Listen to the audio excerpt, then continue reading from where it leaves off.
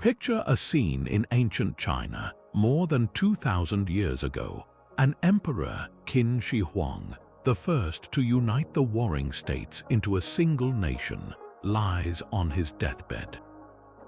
His ambition was limitless, his power absolute, and his greatest fear was not of this world, but the next. He believed his rule should transcend death itself, and so he commanded the creation of something the world had never seen. In secret, deep beneath the earth near his massive mausoleum, an army began to take form. But this was no ordinary legion of living soldiers.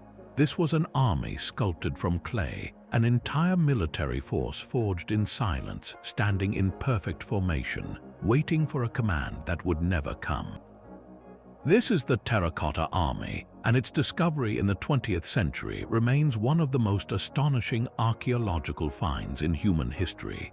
When local farmers accidentally broke into this subterranean world in 1974, they had no idea they were staring into the face of history itself. What they uncovered was not just a collection of statues, but a hauntingly beautiful and complex mystery carved into the very earth. Thousands upon thousands of life-sized soldiers, each with a uniquely detailed face, stand alongside chariots and horses, all arranged for battle in vast underground pits. They have stood there silently for millennia, a permanent garrison in the dark. On the surface, it seems straightforward, an emperor's attempt to take his power with him into the afterlife. But when you look closer, the questions begin to multiply, and the simple explanation starts to feel inadequate. Why is every single soldier's face different? What rituals or beliefs required such an immense and meticulous project? The sheer scale and artistry suggest a purpose far deeper than a simple supernatural security detail, pointing toward a meaning that touches on philosophy, cosmology, and the very nature of power itself.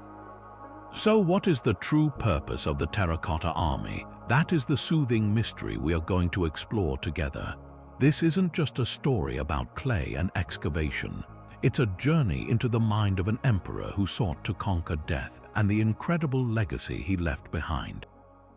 We will walk through those silent pits, examine the clues left by the artisans, and consider the grander vision that might explain why this army was really built. It's a puzzle that invites us to look beyond the obvious, to connect with the ambitions and fears of a civilization long gone. So find a comfortable spot, settle in, and join me as we begin to unravel the secrets of this eternal God, piece by fascinating piece, and discover what these silent soldiers have been waiting to tell us all this time. It was early spring in 1974 in the dusty, loess-covered fields of Shaanxi province.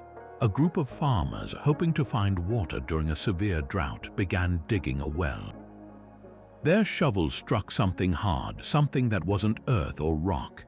As they cleared away the soil, they uncovered not a water source but a life-sized clay head, staring back at them with an ancient, stoic expression.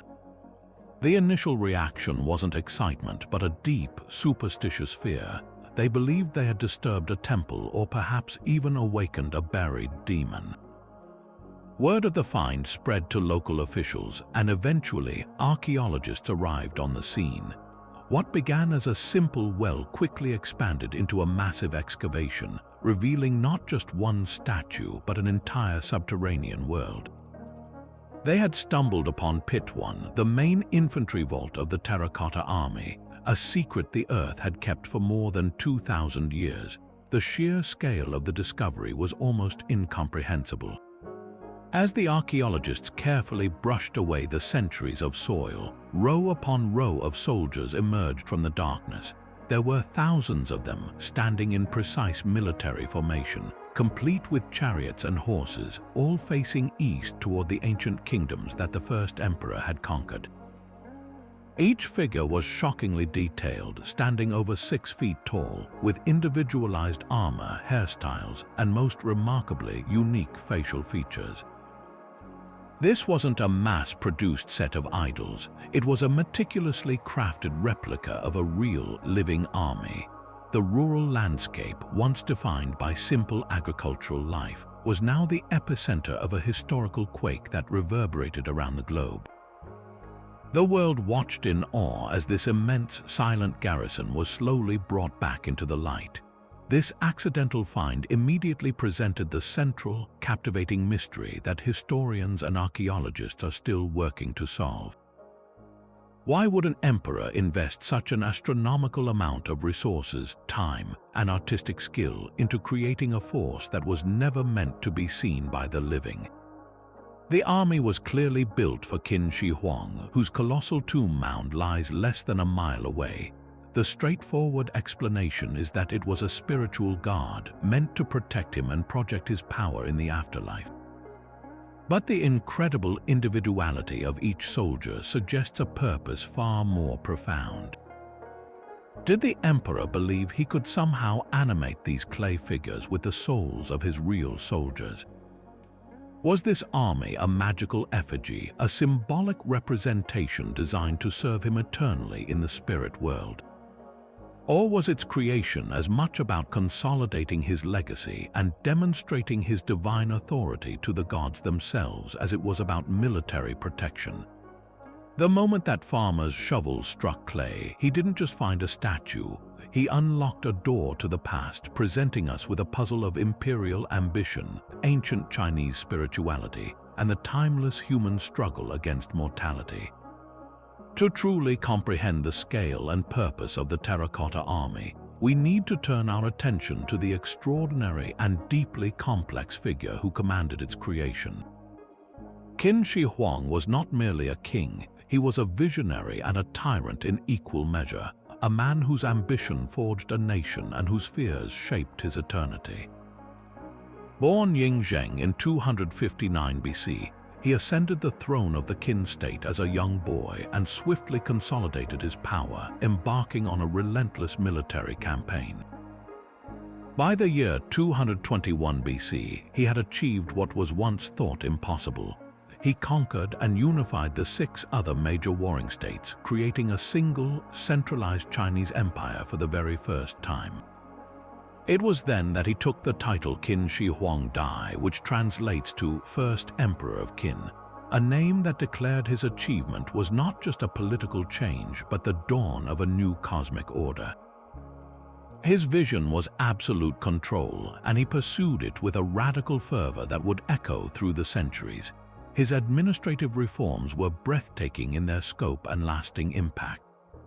He standardized the chaotic writing systems of the different states into a single script, allowing for seamless communication across his vast new territory. He unified weights, measures, and even the axle lengths of carts so they could all travel on the same newly constructed roads. He established a uniform currency, replacing the various forms of money with a standardized copper coin, and he codified a legal system that applied to everyone from the highest noble to the lowest peasant. This was a man building the very infrastructure of a civilization, attempting to erase regional identities and forge a single, unified Chinese people under his sole authority. Yet this drive for order had a terrifying dark side. To eliminate opposing philosophies and consolidate his ideological control, he ordered the burning of books, particularly those rooted in Confucianism, which advocated for a rule based on virtue and past traditions, ideas that threatened his model of strict, legalist authoritarianism. Historical accounts also speak of him burying hundreds of scholars alive, viewing them as potential sources of dissent and rebellion. This is the central paradox of the first emperor. He was both a nation-builder and a merciless autocrat, capable of grand, unifying vision and brutal, paranoid cruelty. This paranoia was perhaps most profoundly expressed in his obsessive, lifelong quest to avoid death. Having achieved ultimate power in the mortal realm, the thought of losing it to mortality became an unbearable torment. He became consumed with finding the secret to immortality, dispatching expeditions of alchemists and sailors to mythical eastern islands in search of a legendary elixir of life. He consumed potions containing mercury, believing it to be a key to longevity, ironically likely poisoning himself in the process. His entire court was caught up in this frantic search for a way to cheat death. It is within this context of overwhelming worldly power and profound existential fear that the Terracotta Army begins to make sense. The army was not built out of a simple, peaceful belief in an afterlife. It was constructed by a man who believed his rule must continue by any means necessary, a man for whom the spiritual world was simply another territory to be conquered and controlled with military force. So when we look at those thousands of silent clay soldiers, we are not just looking at statues, we are looking directly into the psyche of Qin Shi Huang himself. They represent his unwavering control, his military might, and his desire for perfect order extending into eternity. But they also represent his deepest insecurity, the terrifying knowledge that all his power could not stop the inevitable. The sheer individuality of each soldier suggests he wasn't just building a generic guard. He may have been attempting to recreate the very essence of his loyal army, capturing their unique spirits to serve him forever. This elaborate project was the ultimate insurance policy crafted by an emperor who unified a nation, standardized a culture, and then turned his immense resources toward his final and most daunting campaign, the conquest of death itself. To fully appreciate this ancient marvel, you need to step back and absorb the sheer, breathtaking scale of it all. This wasn't just a few rows of statues tucked away in a corner. It was the creation of an entire subterranean military complex, a city of soldiers built in secret and hidden from the world. Archeologists have identified 3 main pits, laid out in a deliberate formation that mirrors the tactical deployments of a real army from that era. Pit 1 is the staggering main force, a cavernous rectangle longer than 3 football fields placed end to end. Inside, you find the core of the infantry, thousands of life-sized soldiers standing in battle formation, their silent ranks stretching into the dim distance. They are flanked by chariots, each pulled by a team of 4 powerful clay horses ready to charge. Then there's Pit 2, a more complex and specialized formation. This pit contains the army's elite units, kneeling and standing archers, cavalrymen with their steeds, and lighter, more mobile chariots. It acts as the tactical vanguard and flanking force. Pit 3 is smaller and is believed to represent the high command, with figures identified as high-ranking generals and officials overseeing the entire operation. In total, this silent garrison consists of over 8,000 soldiers, 130 chariots, 520 horses for those chariots, and another 150 cavalry horses, each one an individual work of art. But the numbers alone don't capture the true genius of this project. The most captivating detail, the one that truly brings this army to life, is the profound individuality of every single figure. When you walk along the viewing platforms today and look into the faces of these soldiers, you are met with a gallery of ancient humanity. No 2 faces are exactly alike. You see young men with determined expressions, older veterans with weathered features and stern looks, soldiers with high cheekbones, broad noses, thin lips, and every conceivable combination of facial structure. Their hairstyles are meticulously rendered, tied into top knots, and arranged in different styles that denoted their rank and unit. Their armor and uniforms are equally detailed, from the intricate plates of a general's armor, signifying his supreme status, to the simpler tunics and protective gear of the common infantryman. There are archers in kneeling positions, their hands once holding real crossbows, and cavalrymen with padded tunics designed for mounted combat. This incredible variety tells us something crucial. The artisans weren't just making generic soldier dolls. They were likely modeling these figures after the very real, living members of the emperor's actual army, capturing the diverse ethnicities and personalities of the men who fought to unite China. This leads to the inescapable conclusion that the Terracotta Army was far more than a collection of decorative sculptures meant to fill a tomb. The meticulous military organization, the life-sized scale, and the stunning individuality all point toward a purpose of profound spiritual and symbolic significance. This was a functional replica designed to be an effective, eternal force. The soldiers in Pit 1 face east, the direction from which the conquered warring states lay, a permanent declaration of the emperor's invincibility even in death. The presence of the High Command in Pit 3 suggests a functioning chain of command, a ghostly general staff that would continue to receive and execute orders in the next world. This level of detail suggests that Qin Shi Huang and his planners believed that this effigy army would somehow become animated, its spiritual essence activated to serve him forever. It transforms the entire complex from a static monument into a dynamic, everlasting instrument of power. The sheer investment required the decades of labor by thousands of artisans, the immense cost of materials and kilns to fire every single piece, proves that this was one of the most important projects of his reign, as vital to him as the Great Wall or his unified legal code.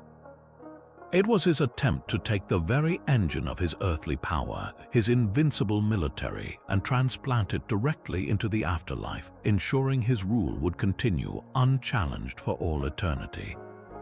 However, as monumental as the Terracotta Army is, we must remember that it is merely the outer guard, the prologue to a story written deep within the earth. Less than a mile to the west of the soldier pits lies the heart of the entire complex, the massive pyramid-like tomb mound of Qin Shi Huang himself. This earthen hill, now cloaked in trees and grass, is the sealed core of the necropolis. While the army has been exhumed, the emperor's actual burial chamber remains untouched, a decision rooted in both reverence and scientific caution. To understand the army's true purpose, we need to see it not as a standalone marvel, but as one crucial component in a vast cosmic blueprint for the afterlife, a design of almost unimaginable grandeur. Historical texts, primarily the writings of the grand historian Sima Qian about a century after the emperor's death, describe the interior of the tomb in astonishing detail. He wrote that the emperor's craftsmen replicated his entire earthly empire underground. The ceiling was inlaid with pearls to simulate the stars and constellations of the night sky. Below, a miniature landscape of his kingdom was created, with models of palaces, towers, and landscapes. The most astounding claim was that rivers and seas were fashioned not with water, but with flowing mercury, mechanically circulated to mimic the great rivers of China, the Yangtze and the Yellow River. For a long time, this was dismissed as fanciful legend. However, modern scientific surveys have detected unusually high concentrations of mercury in the soil of the tomb mound, providing compelling physical evidence that Sima Qian's account, however fantastical it may sound, was based in reality. This suggests the tomb is not just a burial chamber, it is a meticulously crafted duplicate of the emperor's universe, a microcosm where he could continue to rule. This grand design transforms our understanding of the Terracotta Army's role. They were not just sentinels posted at a cemetery gate, they were the active, garrisoning force for this entire subterranean empire. Positioned to the east of the tomb, they stand as the eternal Eastern Defense Force, guarding the capital city of this spirit world from any potential harm or invasion. Their location and formation make perfect strategic sense within this larger plan. Just as a living emperor would station his most loyal troops to protect the eastern approaches to his capital from the states he had conquered, the clay army fulfills the same function for his eternal dominion. They are the permanent military, ensuring that the order and control Qin Shi Huang imposed in life would be maintained forever in his deathless realm, protecting the miniature cities, the pearl-studded sky, and the mercury rivers from any spiritual threats. Knowing this, the army's incredible individuality takes on an even deeper, more mystical significance. If the tomb was a perfect replica of his empire, then the army needed to be a perfect replica of his actual military. In the belief systems of the time, an effigy or likeness held power. By creating thousands of unique soldiers, each one perhaps modeled after a real man in his ranks, the emperor may have been attempting to magically bind the spirits of those soldiers to his service for eternity. He wasn't just building statues, he was conscripting souls into an immortal legion. The entire necropolis, therefore, becomes a vast and complex machine for achieving immortality, not through an elixir but through recreation. The army was the essential, active component of this machine, the engine of enforcement for his cosmic rule. The fact that the main tomb remains sealed, holding its secrets and its potential rivers of mercury, means the full story of this grand design is still waiting in the darkness, with the Terracotta Army standing forever at attention, waiting for the command to defend an empire that exists only in the realm of the dead. Now we arrive at the most intuitive and widely held explanation for this silent legion. The Terracotta Army was quite literally an afterlife guard, a spiritual security force commissioned to protect the emperor in the world of the dead.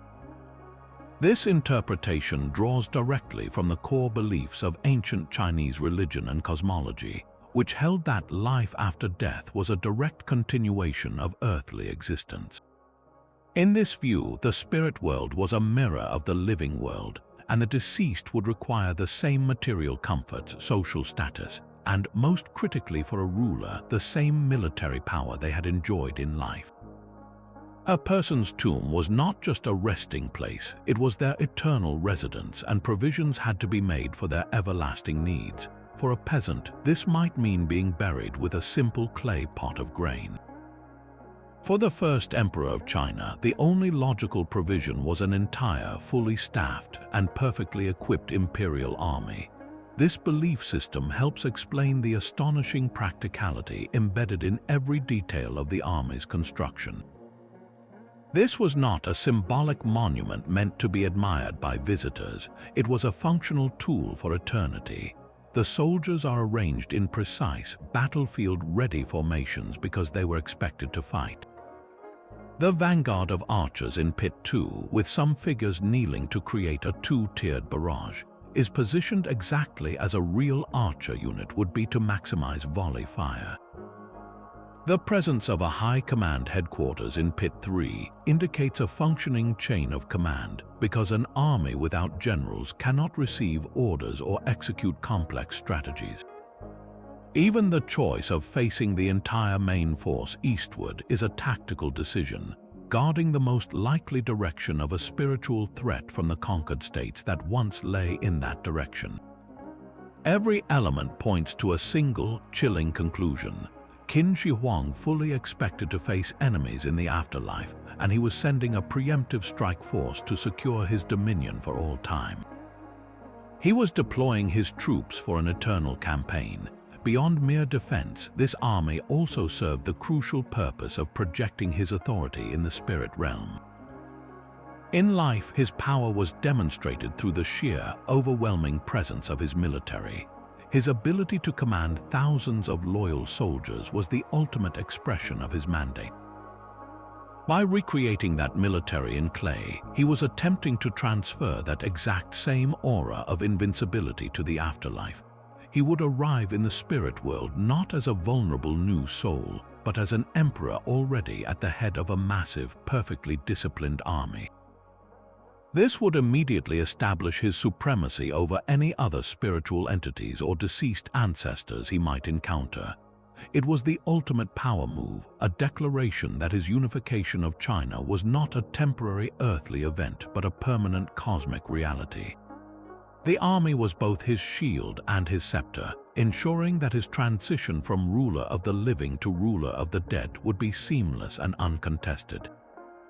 This traditional interpretation is elegant, logical, and fits perfectly with the archaeological evidence and historical texts. It provides a solid, foundational understanding of why such a massive project was undertaken. Yet, for many historians and archaeologists, this explanation, while correct on the surface, feels somehow incomplete. It answers the what, but leaves a lingering uncertainty about the why at a deeper, more philosophical level. If the goal was simply to have an army in the afterlife, why the obsessive, unprecedented level of individuality for every single soldier? A generic army of look-alike statues would have still conveyed the message of power and protection. The incredible diversity of faces suggests a purpose that goes beyond mere military function, touching on concepts of soul capture, magical effigies, and the replication of life force itself.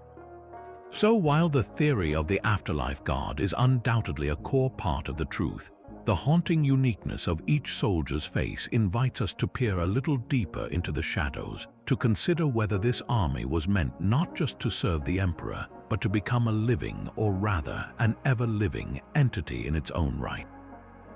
This widely accepted interpretation of the army as a spiritual bodyguard, however, begins to show its first significant cracks when we scrutinize its actual military positioning. If the primary goal was the close, personal protection of the emperor's tomb, the deployment of these clay troops is, frankly, strategically puzzling. They are stationed a considerable distance, nearly a mile from the main burial mound, separated from the emperor they are supposed to be guarding. In any real-world defensive scenario, a general would place his most trusted and elite forces in a tight perimeter around the central command post, creating concentric rings of security. This army, by contrast, is positioned as a forward-deployed vanguard, a first line of defense meant to engage an enemy far from the heart of the complex. This layout inherently accepts the risk that a powerful enough force could breach the outer lines, leaving the tomb itself vulnerable. The very geography of the necropolis suggests the Terracotta Army was designed to meet a threat head-on, out in the field, rather than to act as a final, impenetrable shield around the emperor's person. Furthermore, the formation itself, while magnificent, lacks the hallmarks of a purely defensive stance. The soldiers in Pit 1 are arranged in a massive, linear frontal assault formation, poised to advance or to receive a charge. This is the battle order of an army expecting to fight a set-piece engagement against a similarly organized enemy force on an open plain. What it lacks are the specialized fortifications and troop placements you would expect for guarding a fixed, high-value location. There are no clear indications of entrenched positions, palisades, or kill zones designed to funnel an attacker into a trap. The famous kneeling archers in Pit 2 are positioned to provide volley fire, a tactic used to soften up enemy lines before an engagement, not to defend a static fortress gate. This entire setup feels more like an army prepared to conquer or control a territory than one solely dedicated to forming a human wall around a tomb. It speaks to a mission of active domination, not passive protection. The direction the entire force faces is perhaps the most telling clue. The main body of the army is oriented to the east. Historically, this was the direction from which the six conquered warring states, the states of Han, Zhao, Wei, Chu, Yan, and Kai, had threatened the Qin. By positioning his eternal army to face this exact direction, Qin Shi Huang was sending a powerful, unending message. It was a permanent declaration that his subjugation of these rivals was not a temporary historical event, but an eternal cosmic fact. Any spiritual remnants of those conquered armies, any lingering hostility from the east, would be met by this perpetual, unyielding front line. This transforms the army's purpose from a simple guard duty into a continuous act of psychological and spiritual warfare. It was meant to eternally suppress the ghosts of his former enemies, ensuring they could never challenge his rule, even in death. The army becomes an instrument of perpetual intimidation, a declaration that the emperor's authority stretched across the boundary between life and death, forever quelling the possibility of rebellion in the afterlife.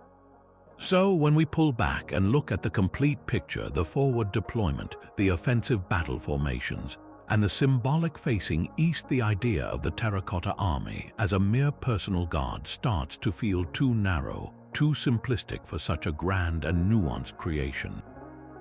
It appears to have a dual purpose, yes, to provide a defensive screen, but more importantly, to project power and maintain the political order the emperor had established on Earth. This was not just about protecting a corpse, it was about enforcing a legacy. The army was the permanent military garrison for the emperor's entire spirit kingdom, tasked with both defending its borders and, crucially, actively suppressing any potential spiritual uprisings from the millions of souls he had subjugated during his life. This subtle but critical shift in perspective opens the door to even deeper and more mystical interpretations of what these silent soldiers were truly meant to be. This brings us to a compelling and perhaps more pragmatic layer of the mystery, the possibility that the Terracotta Army was, at its heart, one of the most ambitious acts of political propaganda ever conceived. Beyond serving as a spiritual guard, its construction may have been a calculated demonstration of raw, unanswerable power, a message carved in clay intended for both the living and the dead. Consider the sheer, overwhelming scale of the project. The resources required: the thousands of artisans, the immense clay pits, the forests of wood to fuel the kilns, were not just an expense, they were a flex. By pouring such incredible wealth and manpower into a funerary complex, Qin Shi Huang was making an unmistakable statement to his newly unified empire. My authority is so absolute that I can command the labor of an entire generation for a project that no living soul will ever truly see. This was not merely a king being buried with his treasures. This was an emperor showcasing his ability to reshape the very world according to his will, a power that clearly did not end at the grave. Who was the intended audience for this grand statement? The first and most immediate audience was the populace of his own empire, particularly the elites and former nobles of the conquered states. The unification of China was fresh, achieved through brutal military campaigns, and resentment simmered just beneath the surface of enforced peace. The creation of this army sent a chillingly clear warning to any would-be rebels or separatists. It said, in effect, "My military might is so vast that I can afford to bury a perfect replica of it underground. Do not mistake my death for an opportunity. The force that crushed you once still exists both in this world and the next, and it remains eternally loyal to me." The army was a permanent deterrent to insurrection, a psychological weapon designed to quell dissent by presenting the Qin dynasty not as a temporary administration, but as an immutable, eternal fact. It was a message meant to echo through the centuries, cementing his legacy in the minds of his subjects and their descendants. Furthermore, the army served as a powerful symbol of the new, unified Chinese identity that Qin Shi Huang was so desperately trying to forge. Before his reign, people identified with their individual states. They were from Chu or Zhao or Kai. The Terracotta Army, in its own way, is a manifestation of his standardization reforms. Here was a single, unified military force, composed of soldiers with diverse facial features that reflected the different ethnicities and regions of the entire empire, yet all wearing the standardized armor and following the unified military doctrine of the Qin. They stand not as separate state regiments, but as one cohesive imperial army. This was a powerful visual representation of his success in breaking down old loyalties and forging a single nation under a single supreme leader. The army was a monument to unity through overwhelming force, a clay and bronze embodiment of his famous legalist philosophy that order is maintained not through virtue but through undeniable strength. This perspective also reframes the very nature of the project. While we marvel at it today as an archeological treasure for the people building it and living under Qin's rule, it was likely seen as a terrifying manifestation of his autocracy. The same administrative machinery that standardized the script and built the Great Wall was also capable of conscripting legions of laborers to spend their lives crafting an invisible army for a dead emperor. This was not art for art's sake, it was a tool of state control. The project demonstrated that every resource, every person, and every ounce of creative energy in the empire belonged to the emperor, to be used as he saw fit, even for his posthumous glory. In this light, the Terracotta Army stands as a stark reminder of the human cost of absolute power, a breathtaking achievement born from the forced labor of countless anonymous artisans whose own stories are lost to history. It is a paradox of breathtaking artistry serving a message of terrifying authority, a monument that celebrates unity while simultaneously representing the immense cost of imposing that unity through sheer, unassailable force. This leads us to the most profound and ambitious interpretation of all, one that sees the Terracotta Army not as a shield or a symbol, but as the vanguard for a final, great campaign, the spiritual conquest of the afterlife itself. To understand this, we must fully embrace the ancient Chinese worldview, where the universe was divided into complementary realms, the world of the living and the world of the dead, or the Yellow Springs. These were not separate dimensions in the way we might think of heaven and hell today. They were understood as parallel territories, mirror images of one another, each with its own landscapes, bureaucracies, and hierarchies. A person's spirit would travel to this other world after death, and their status and comfort there depended entirely on the provisions and arrangements made in their tomb. For an emperor who had spent his entire life conquering and administering a physical empire, the logical next step was to project that power into the spiritual duplicate of his kingdom. His earthly unification of China was, in his mind, merely the first chapter. The true, everlasting empire was the one he would build and rule after his mortal death. We can see direct and chilling parallels between his earthly campaigns and this posthumous one. Just as he mobilized immense human and material resources to crush the 6 warring states, he marshaled the entire artistic and labor force of his empire to create this clay invasion force. The soldiers are arranged in battle formation because they were expected to fight real battles in a real, albeit spiritual, theater of war. The eastward orientation of the main force is not just a symbolic gesture.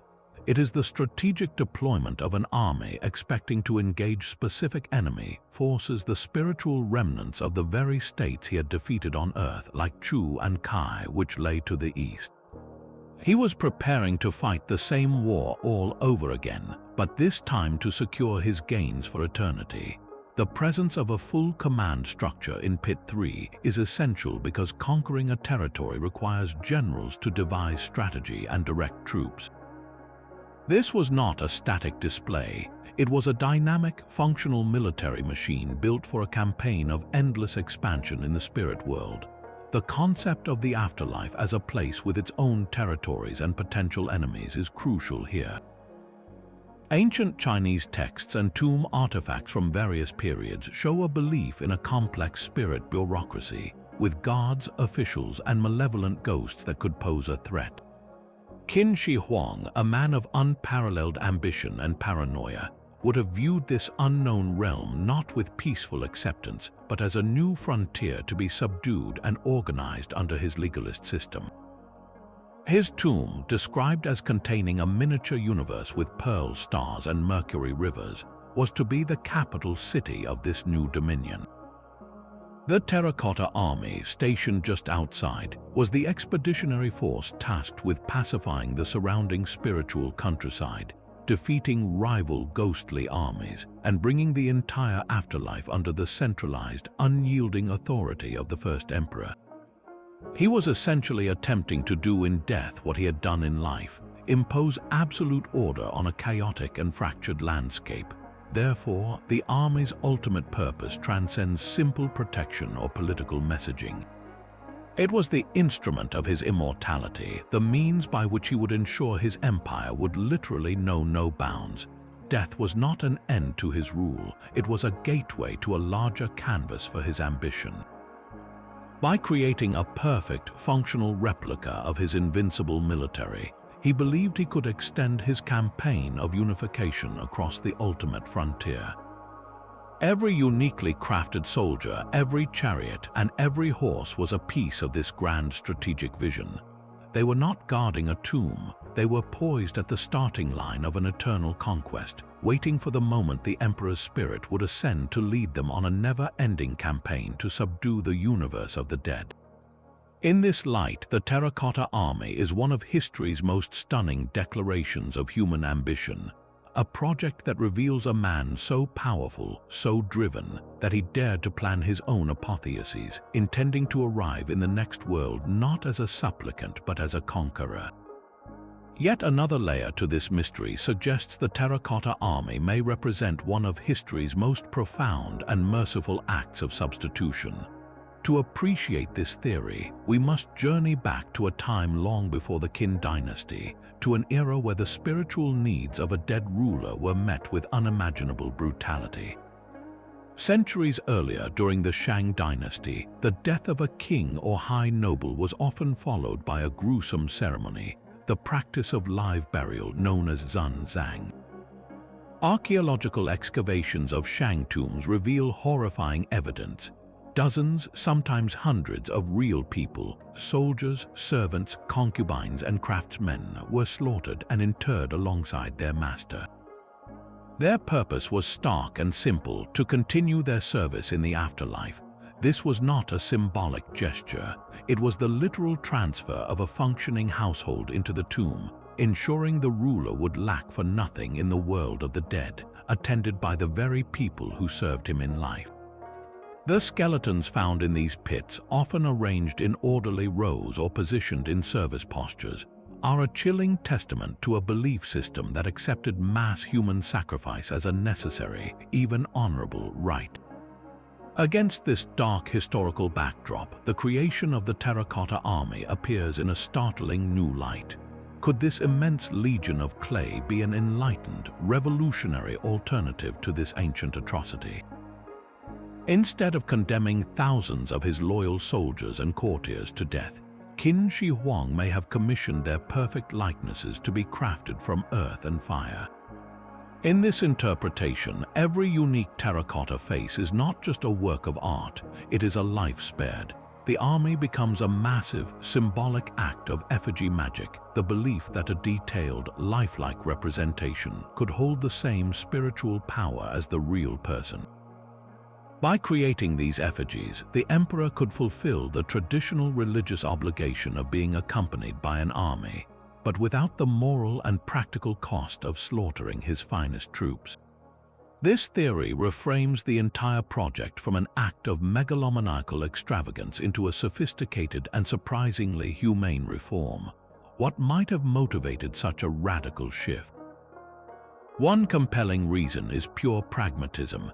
Qin Shi Huang was a legalist, a practitioner of a philosophy that prized state power and social order above all else. From this perspective, the mass sacrifice of a skilled, loyal, and healthy army would have been seen as a catastrophic waste of a vital state resource.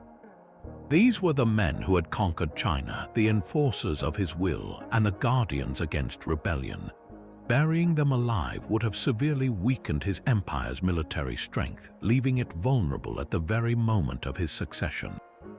It was far more logical to preserve his living, breathing army to protect his dynasty on Earth, while deploying a symbolic clay counterpart to protect his spirit in the afterlife. This was not necessarily an act of compassion, but one of cold, calculated statecraft. A dead soldier serves no purpose to a living empire, but a terracotta one could serve the emperor forever without depleting his actual forces. This theory also allows for a more complex and perhaps even sympathetic view of the first emperor. While his reign was undoubtedly marked by immense cruelty, the burning of books, the harsh laws, the forced labor, the decision to replace human sacrifice with sculptural substitutes could be seen as a step toward a more civilized funerary practice. It suggests a leader who, while still bound by tradition, was willing to innovate within its confines to achieve a less barbaric outcome. He was fulfilling a dark cultural expectation, but doing so through the channel of artistic and administrative genius. The artisans' workshops that produced the army were not just kilns, they were factories of salvation, replacing the funeral pyre with the pottery furnace. This perspective doesn't erase his tyrannical nature, but it adds a crucial dimension of nuance, presenting him as a figure capable of a reform that saved thousands from a grim fate, using the vast resources of his empire not for slaughter but for creation. However, like all the theories surrounding the army, this one is not without its complications and counterarguments. While the Terracotta Army itself shows no evidence of human sacrifice, the broader story may be less clear-cut. The grand historian Sima Qian wrote that after the emperor's death, to prevent the secrets of the elaborate tomb from leaking out, the inner passageways were sealed, trapping the artisans and laborers inside. Furthermore, excavations around the tomb mound have uncovered mass burial pits containing the remains of what appear to be high-ranking officials, concubines, and craftsmen, suggesting that some form of sacrificial burial might have still occurred, even if on a smaller scale than in ancient times. This creates a troubling paradox. Did the emperor spare his army only to sacrifice his court? It's possible that the ritual substitution applied only to the military, whose living utility was paramount, while other classes of servants were still considered expendable. This murky evidence reminds us that the motives of a figure as complex as Qin Shi Huang are never simple, and his legacy is a tapestry woven with threads of both revolutionary reform and deep-seated tradition, of startling mercy and enduring brutality. This unyielding drive for immortality brings us to a fascinating crossroads between myth and reality, a place where the Terracotta Army stands not as a singular project, but as the ultimate contingency plan. We know from surviving historical edicts that Qin Shi Huang was not a man to rely on a single strategy. His search for the elixir of life was vast and systematic. Imperial decrees have been discovered, ordering expeditions to distant mythical mountains and dispatching alchemists across the known world in a desperate race against time. He consumed potions laced with cinnabar and mercury, substances he believed held the key to eternal youth, even as they were slowly poisoning his body. This was his Plan A, a frantic, all-consuming effort to cheat death through chemistry and exploration. But what if it failed? A mind as brilliant and calculating as his would have certainly prepared for that very real possibility. The Terracotta Army, in its silent, everlasting perfection, was that preparation. It was his Plan B, a breathtakingly ambitious blueprint for a different kind of immortality, constructed not from elusive potions but from clay, bronze, and sheer imperial will. This wasn't merely a backup plan, it was a complete paradigm shift in how one could achieve eternity. If his physical body could not be preserved, then his power, his authority, and the very essence of his empire would be. The army was designed to be imperishable. Fired in kilns and buried in the earth, these soldiers were made to outlast flesh and bone, to stand watch long after any mortal remains had turned to dust. In creating them, Qin Shi Huang was engineering a legacy that was immune to decay. He was building a version of himself that was no longer reliant on a fragile human form, but was instead embodied in the unyielding order of a military machine. The army is, in effect, the emperor's consciousness fossilized. His command structure, his tactical genius, and his unassailable authority made manifest in a form that time itself could not erase. It was immortality through institution, a way to ensure that his will would continue to be executed, his laws enforced, and his enemies subdued forever.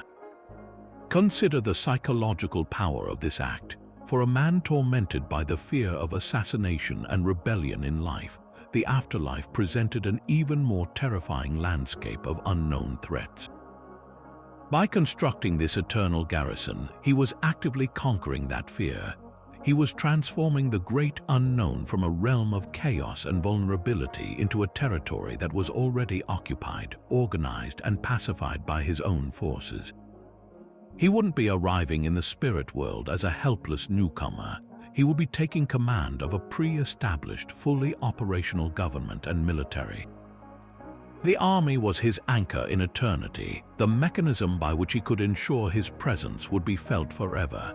Every soldier standing in those pits is a single data point in the vast algorithm of his enduring rule, a permanent node in a network of power that was designed to function indefinitely, with or without his physical heart beating at its center. This perspective allows us to see the army not just as a funerary object, but as the ultimate expression of a man who sought to redefine the very boundaries of existence. His quest for an elixir was an attempt to win the game of life by changing the rules. The creation of the Terracotta Army was his admission that he might not be able to change the rules, and his subsequent decision to win the game anyway on the board as it existed. He accepted the inevitability of his biological death, but he refused to accept the death of his influence, his achievements, or his name. In this grand scheme, the silent clay soldiers are more than an army. They are the physical manifestation of a single, defiant thought, that a man's legacy can be so meticulously, so overwhelmingly crafted that it becomes a force of nature itself, an everlasting echo of his voice in the halls of time. This consistent, unwavering eastward gaze of the entire Terracotta Army is one of its most defining and revealing features, a silent declaration etched into the very posture of 8,000 soldiers.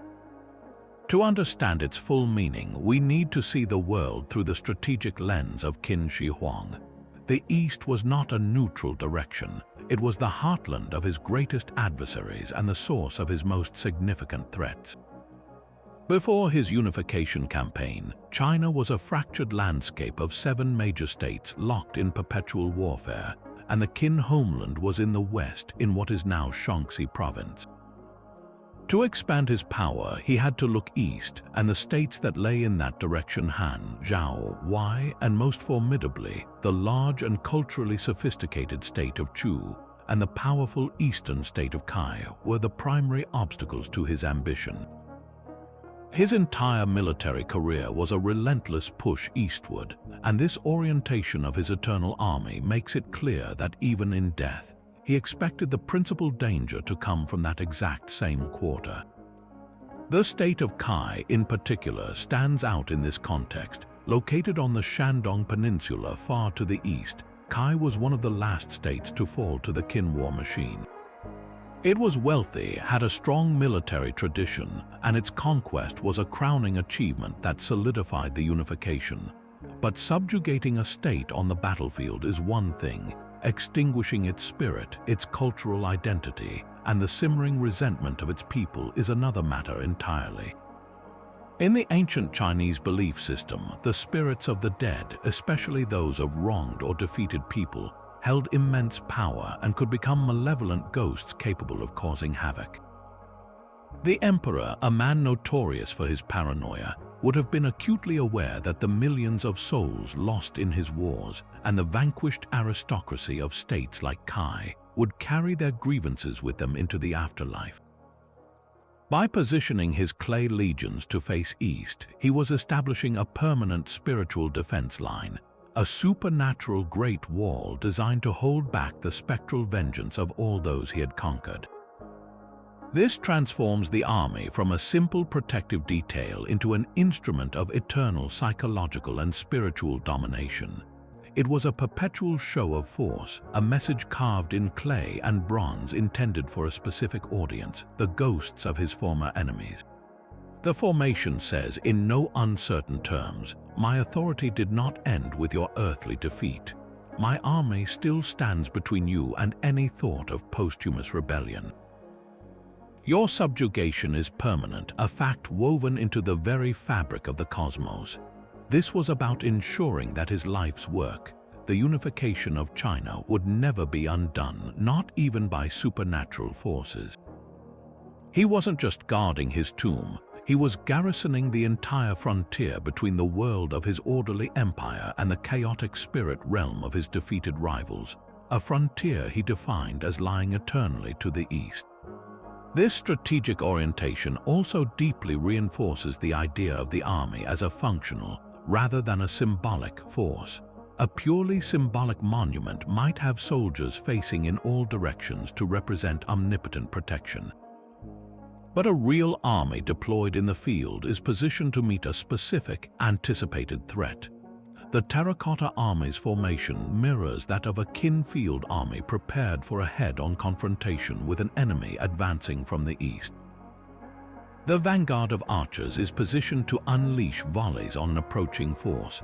The main infantry blocks are arrayed to absorb and counter a charge, and the chariots are ready to exploit breakthroughs. Every tactical element is oriented toward a single, expected line of attack. This level of practical military detail confirms that the emperor and his planners genuinely believed this army would see action. They expected to fight the same war in the afterlife, and they deployed their forces accordingly, creating a spiritual garrison that would forever enforce the peace of the grave that Qin Shi Huang had imposed upon his enemies. But perhaps the most telling clue about the army's intended function lies not in the silent soldiers themselves, but in what is conspicuously missing from their hands. When archaeologists first entered the pits, they made a startling discovery that added yet another layer to the mystery. The terracotta figures were not merely sculptural monuments, they were originally fully equipped soldiers. Their posed hands and the remnants of wooden shafts still held in their grip made it clear that they once held real, functional weapons. Tens of thousands of bronze arrowheads, swords, spears, dagger axes, and crossbow triggers were found scattered across the pits, many of them lying exactly where they had fallen when the wooden components rotted away. These were not ceremonial props. Metallurgical analysis reveals these bronze weapons were of the highest quality, their edges still sharp, some even treated with a protective chromium coating, a sophisticated anti-corrosion technique far ahead of its time. This was state-of-the-art military hardware, manufactured in imperial workshops and issued to a clay army. The reality and lethal quality of these weapons profoundly deepen our understanding of the army's purpose. Why go to the immense trouble and expense of manufacturing tens of thousands of perfectly functional bronze swords and crossbows, only to bury them in the dark where they could never be used by the living? The answer seems to point directly to a belief in a tangible, material afterlife. This wasn't a vague, ethereal spirit realm. It was a world where physical conflict was not just possible but expected. The weapons had to be real because the combat they were meant for was, in the emperor's worldview, equally real. A symbolic wooden sword would offer no defense against a vengeful ghost. A real, sharpened bronze blade, however, could strike a decisive blow in the spiritual warfare to come. This suggests that Qin Shi Huang and his planners conceived of the afterlife in strikingly concrete terms, a dimension where his terracotta soldiers could literally draw their swords, notch their arrows, and engage in battle just as their living counterparts would. This intended reality, however, was shockingly short-lived. Evidence from the excavation sites reveals a dramatic and pivotal event that unfolded soon after the emperor's death. The pits show clear signs of a massive, organized looting operation. Intruders broke in, systematically stripped the vast majority of the weapons from the hands of the clay soldiers, and vanished back into history. The scale of this theft is staggering. While thousands of arrowheads and a few hundred other weapons were left behind, perhaps dropped in haste, the overwhelming bulk of the army's arsenal was stolen. This happened so soon after burial that the wooden roof beams of the pits were still structurally sound enough for the looters to tunnel through. This was not a random act of vandalism centuries later. It was a targeted heist carried out by people who knew exactly what they were looking for and had the means to carry it out on an industrial scale. Who were these thieves and what did they believe they were stealing? The most plausible historical context points directly to the chaotic civil war that erupted immediately after Qin Shi Huang's death. His dynasty collapsed in a firestorm of rebellion, led by figures like Xiang Yu, a Chu nobleman who sought vengeance for his conquered homeland. Historical accounts describe Xiang Yu plundering and burning the Qin capital and the emperor's palaces. It is highly likely that his forces or other rebel armies were the ones who broke into the Terracotta Army pits. They would have seen immense practical value in the tens of thousands of pristine bronze weapons, a ready-made arsenal to equip their own troops to fight the crumbling Qin regime. In their eyes, this was not a sacred relic. It was a military supply depot, and they were reappropriating the emperor's own weapons to use against his own legacy. But there is another, more haunting possibility. Perhaps the looters were not just motivated by the material value of the bronze. In a culture steeped in spiritual beliefs, they may have also understood the symbolic and magical power these objects held. By seizing the weapons from the Emperor's eternal guard, they were not merely arming themselves for an earthly conflict, they were actively disarming him for his celestial one. This act could be seen as a deliberate metaphysical attack. They were symbolically breaking the power of his spirit army, ensuring that the tyrant who had crushed their kingdoms would be rendered vulnerable and defenseless in the afterlife. The looting, therefore, becomes more than just theft. It transforms into a ritual act of desecration, a final, defiant blow against the Emperor's dream of eternal dominance, stripping his ghostly legions of their power right at the moment he would need them most. This concept of a perfect spiritual duplicate takes us directly to the very heart of the mystery, transforming the army from a collection of statues into a meticulously documented military institution. The organization of the pits themselves is our first and most compelling clue. This isn't a random scattering of figures, it's a precise three-dimensional battle plan. Pit 1 functions as the main field army, a massive block of heavy infantry and chariots designed to form the unbreakable center of a battle line. Pit 2 is the complex combined arms division, containing cavalry for rapid flanking maneuvers, archers for long-range bombardment, and light chariots for shock assaults. And Pit 3, with its high-ranking officers and a ceremonial chariot, is unequivocally the army headquarters. This tripartite structure isn't merely artistic. It's a direct reflection of the actual tactical doctrines the Qin military used to devastating effect on the battlefields of the Warring States period. They didn't just bury an army, they buried the entire functional command structure of the Qin war machine. Delving deeper into the ranks reveals an obsession with authenticity that borders on the fanatical. The artisans didn't just sculpt soldiers, they sculpted a complete military hierarchy with every level of command visibly represented.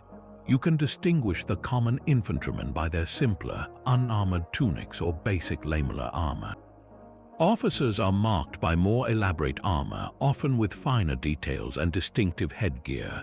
The generals found in Pit 3 are the most intricate of all, wearing dual-tailed pheasant caps and armor with elaborate decorative knots, their chests out and hands positioned as if holding a ceremonial scabbard, exuding an aura of command.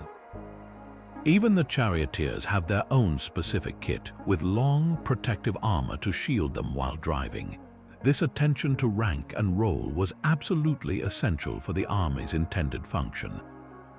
A real army cannot operate without a clear chain of command, and for this spiritual duplicate to be effective, it needed its own ghostly bureaucracy, a system where orders from the emperor would be relayed from general to officer to soldier with the same flawless efficiency as in life. This drive for a perfect replica extended to the most granular details of military life, particularly the weaponry. As we've seen, the soldiers were originally armed with real, battle-ready bronze weapons. But the replication went far beyond simply handing them a sword. The types of weapons were meticulously assigned according to each soldier's specific role. Kneeling archers in Pit 2 were found surrounded by bundles of bronze arrowheads, their hands positioned to hold crossbows. The infantrymen in the main ranks were equipped with spears, dagger axes, and swords, the tools for close-quarters combat. The charioteers carried shorter weapons suitable for fighting from a moving platform. This precise allocation of equipment demonstrates that the planners envisioned actual tactical engagements. They weren't just creating a visual spectacle, they were provisioning a garrison for a long campaign, ensuring that every unit had the correct arms to perform its designated duty in the eternal defense of the Emperor's spirit kingdom. The ultimate purpose of this painstaking replication becomes clear when we view it through the lens of Qin Shi Huang's guiding philosophy, legalism. This was a system of governance that prized absolute order, strict hierarchy, and total control above all else. The emperor's monumental achievements in standardizing scripts, weights, measures, and laws were all expressions of this desire to impose a single, unassailable system on a chaotic world. The Terracotta Army is the ultimate expression of this legalist ideal projected into the cosmos. It was his way of ensuring that the bureaucracy that ran his earthly empire would continue to operate in the afterlife. Just as his living administration governed through clearly defined roles, ranks, and rules, his spiritual administration would function through this clay and bronze duplicate. The army was the enforcement mechanism for this posthumous government, the permanent constabulary of his spirit world, guaranteeing that the order he created would not only survive his death but would become a permanent feature of the universe.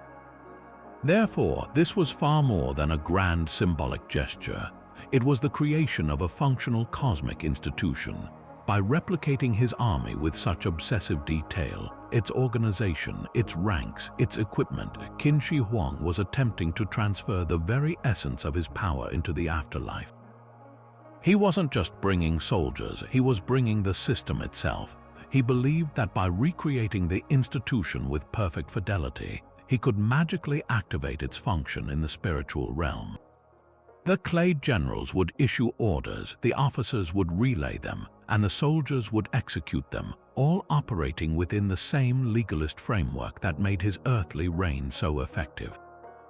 In this light, the Terracotta Army is the most profound insurance policy ever written, a contract carved in clay that guaranteed the first emperor would never have to rule alone, and that the bureaucratic machine he built would run seamlessly forever under the pearl-studded sky of his eternal domain.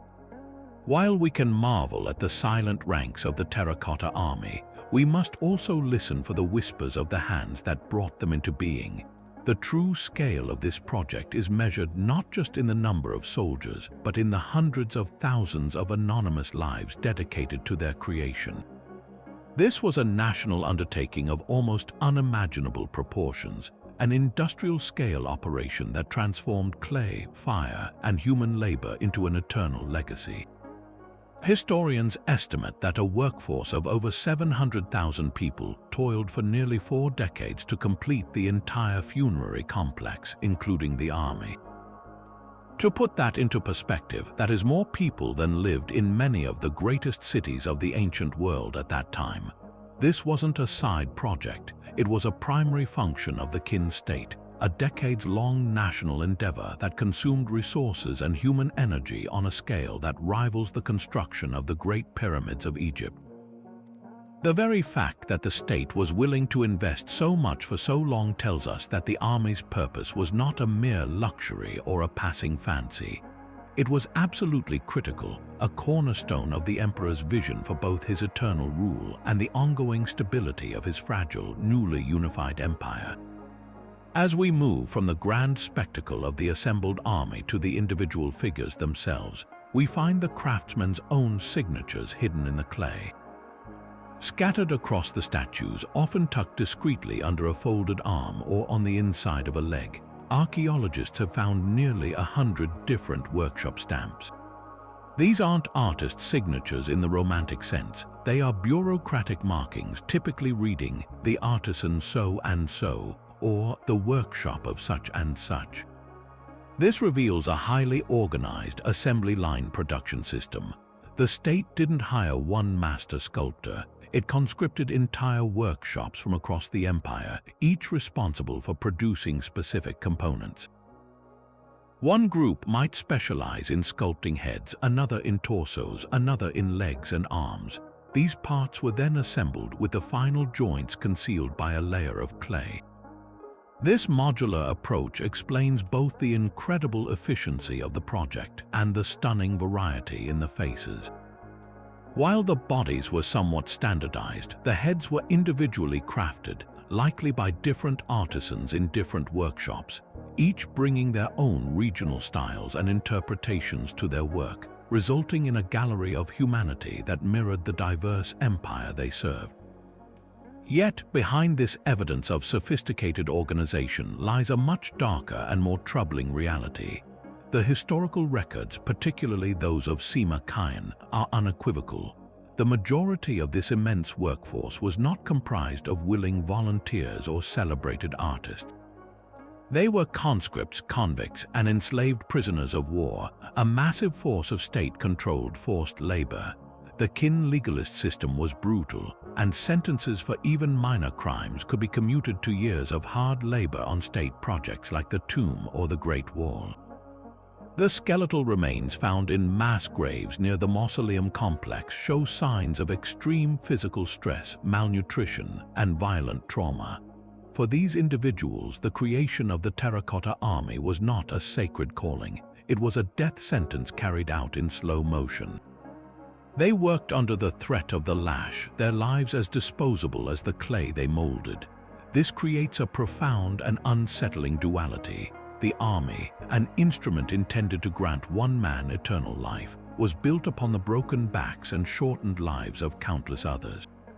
This immense human effort becomes the final and perhaps most compelling argument for the army's overwhelming importance. Why would a state so pragmatic and focused on controlling its living population divert such an enormous portion of its productive capacity for 40 years to a project that no living person would ever truly benefit from? The answer lies in the mind of Qin Shi Huang and the nature of his power. For him, the boundary between this world and the next was porous. The stability of his empire did not end at the grave. It had to be secured in the spiritual realm to ensure its permanence in the mortal one. A rebellion in the afterlife could, in his worldview, inspire unrest among the living. By building this army, he was doing more than preparing for his own death. He was performing the ultimate act of statecraft. He was investing the total capital of his empire, its manpower, its administrative skill, its artistic talent, and its raw materials into a single, definitive statement. The Qin dynasty was eternal. Its order, its hierarchy, and its power would not be undone by something as trivial as the death of its founder. The silent craftsmen, in their forced labor, were building the ultimate insurance policy for a regime, cementing its authority not just in history books, but in the very fabric of the cosmos as the first emperor understood it. So as we piece together the clues from the pits and the historical records, we inevitably arrive at the silent, looming heart of the entire complex, the final piece of this ancient puzzle that remains stubbornly locked away. Less than a mile from his terracotta legions, beneath a massive, vegetation-covered earthen mound, lies the unexcavated tomb of Qin Shi Huang himself. This pyramid-like hill is the command center for which the entire army was deployed, the capital city of his spirit empire, and it holds the secrets that could finally confirm or completely rewrite our understanding of his grand design. For all our modern technology and curiosity, the central chamber has never been opened, creating a tantalizing frontier in archaeology and a profound act of restraint in a field often driven by discovery. The reasons for this are a complex blend of deep cultural reverence, formidable technical challenges, and even a flicker of ancient fear that has persisted for over 2 millennia. The Chinese government and archaeological community have made a conscious decision to leave the tomb undisturbed, a policy rooted in respect for the dead. In Chinese culture, ancestral tombs are sacred spaces, and disturbing them is seen as a profound desecration.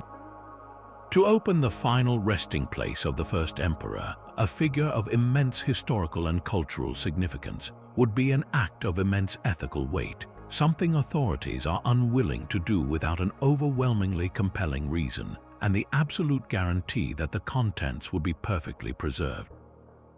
Beyond this cultural reverence lies a monumental technical challenge that current science is not yet fully equipped to handle. The primary concern is preservation. The Terracotta Army itself offers a cautionary tale. When the pits were first opened, the painted lacquer on the soldiers' surfaces was incredibly vivid, but upon exposure to the dry air, it curled and flaked off within minutes, leaving the gray clay figures we see today. This was a catastrophic loss of historical data. The historical accounts of the tomb's interior suggest it contains far more delicate and complex materials: silk fabrics, wooden structures, intricate paintings, and potentially even organic remains. If the microclimate inside the tomb has remained stable for 22 centuries, suddenly breaching it could cause an irreversible cascade of decay, turning priceless artifacts to dust before our eyes. Until technologies exist that can either replicate the tomb's internal atmosphere or stabilize its contents instantly upon exposure, the risk of destroying what we seek to understand is simply too great. This isn't a matter of just digging carefully. It's about confronting a sealed environment that has become its own perfectly balanced, if mysterious, ecosystem. Then there is the element of fear, not of curses, but of very tangible historical dangers. The great Han Dynasty historian Sima Qian, writing a century after the emperor's death, provided a detailed and terrifying description of the tomb's interior defenses. He wrote that the craftsmen installed automatic crossbows, rigged to fire at anyone who broke through the sealed entryways.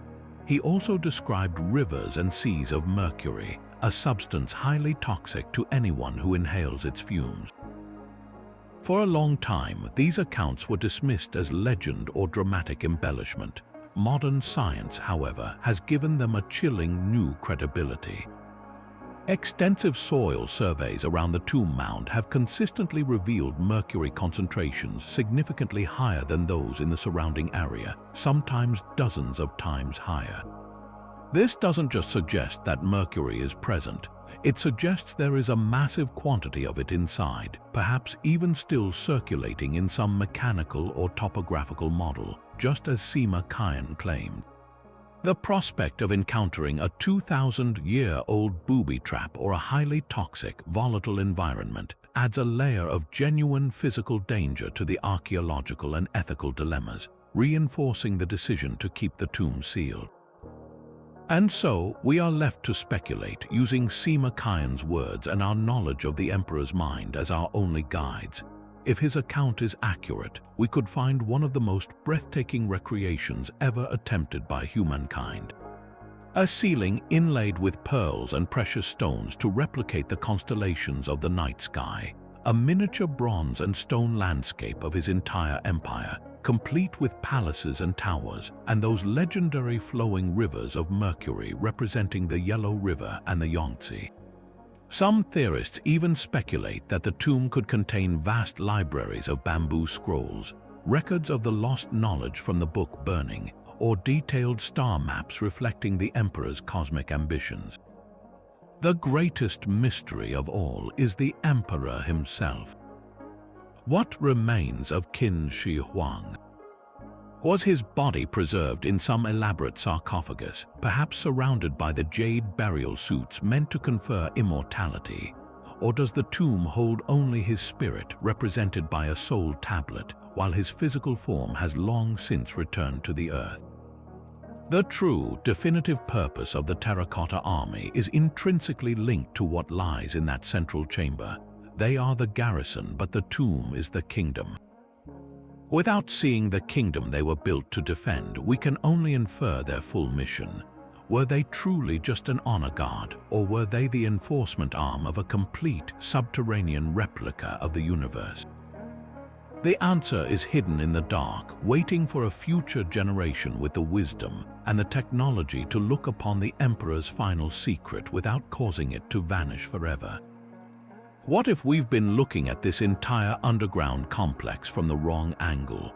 While the theories of a spiritual god and a political statement are compelling, the sheer, almost obsessive artistry of the Terracotta Army has given rise to a host of more speculative, yet utterly fascinating, interpretations that push the boundaries of our imagination. One particularly captivating idea proposes that the army is not a military formation at all, but something else entirely, a vast three-dimensional astrological chart. In this theory, the soldiers, arranged in their specific pits and columns, do not represent an army poised for earthly combat, but are instead a celestial map, with each figure symbolizing a star or constellation.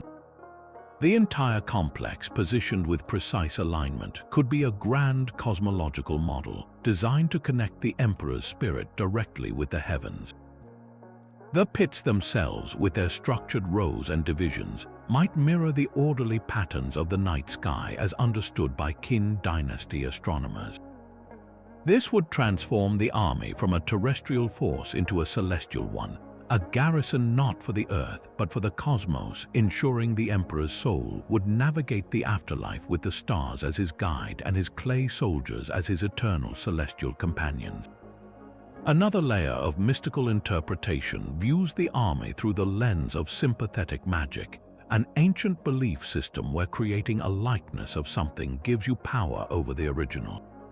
In this scenario, the Terracotta Army was not just a representation of the emperor's military, it was its magical effigy, a tool to exert influence from beyond the grave. By crafting such incredibly detailed and individualized figures, the emperor's sorcerers and planners might have been attempting to capture the very essence of his loyal troops.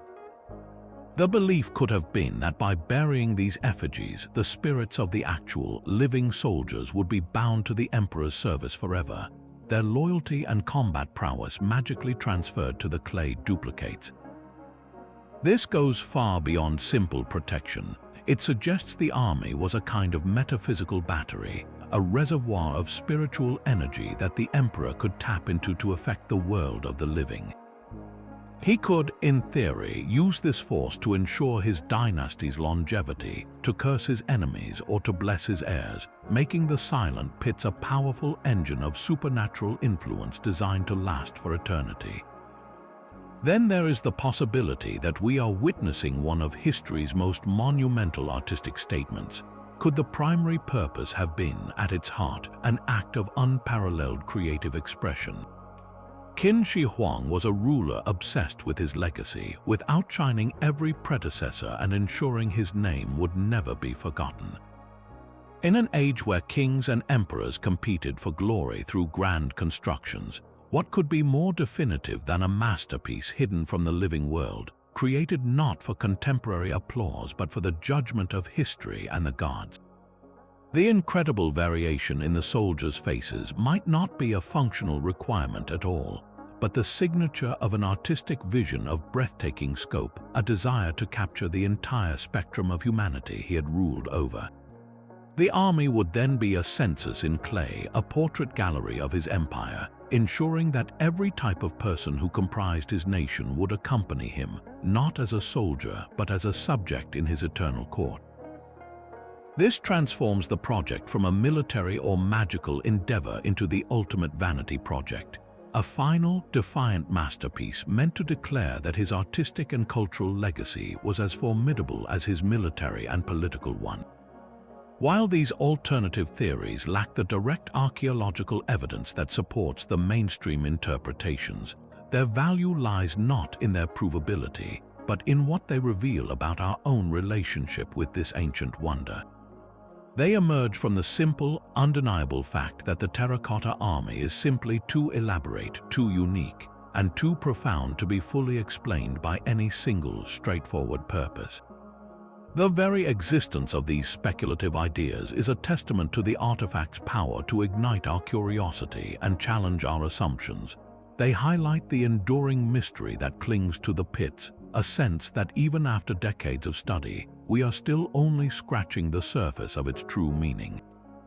The army refuses to be comfortably categorized, and that is the source of its endless fascination. It stands as a silent Rorschach test, inviting each generation to project its own questions and interpretations onto the stoic faces of its soldiers, ensuring that the conversation about their purpose will continue to evolve for centuries to come. But the story of the necropolis does not end with the soldiers. For decades, as excavations continued around the tomb mound, archaeologists began uncovering a completely different kind of terracotta figure, one that dramatically expanded our vision of the emperor's afterlife.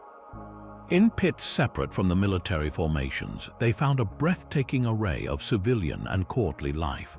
There were serene, life-sized acrobats and incredibly strong-looking weightlifters captured in dynamic poses, their bodies tensed as if frozen in the middle of a performance. In other pits, they uncovered statues of elegant, long-necked bronze waterbirds, cranes, swans, and geese standing in what appeared to be a model of a royal park or garden. And perhaps most revealing of all, they found rows of solemn, seated bureaucrats, their postures attentive, their hands resting gently on their knees, each one the very image of a dutiful civil servant.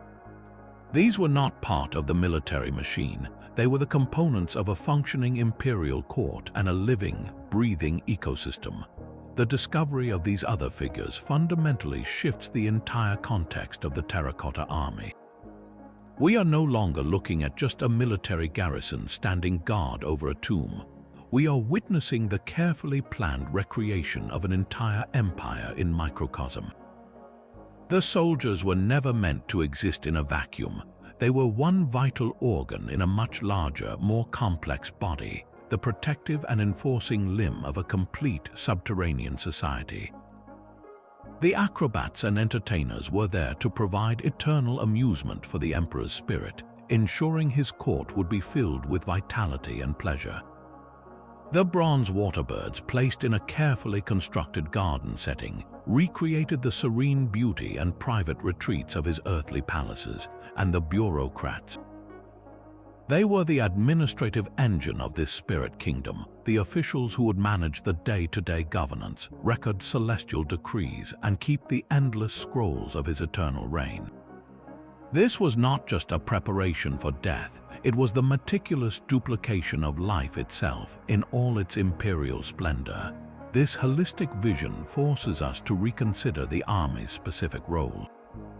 Instead of being the sole focus, the warriors become the guarantors of the peace and stability enjoyed by this entire spirit world. Their purpose expands from mere personal protection to something far grander. They were the eternal peacekeepers, the national guard for this entire afterlife nation. Their formation facing east was not just about defending the emperor's person from spiritual attack, but about securing the borders of his entire replicated domain.